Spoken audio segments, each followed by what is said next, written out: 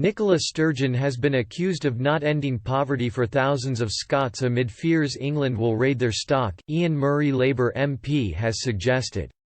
Nicola Sturgeon and the SNP are opposing the Labour Party's policy to help those on the poorest incomes with free sanitary products, and it's claimed the SNP fears England would raid the provisions in Scotland.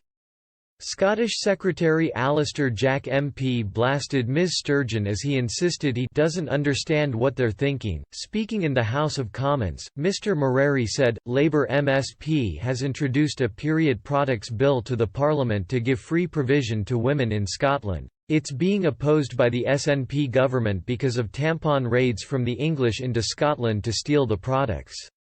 If that is the case, what kind of border is required in the event of an independent Scotland, a separate currency, a different regulatory environment and different provisions on trade? Right Honourable Alistair Jack MP said. He makes an honourable point, that is a border we need to avoid.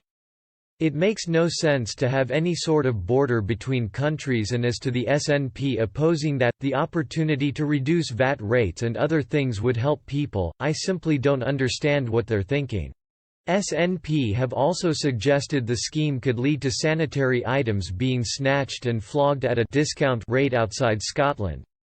Monica Lennon, the MSP behind the bill, said, "There's no evidence of free products being abused and people only take what they need. If we can provide free access to period products in the Scottish Parliament and in Scottish Government buildings, why not provide that safety net in our communities?"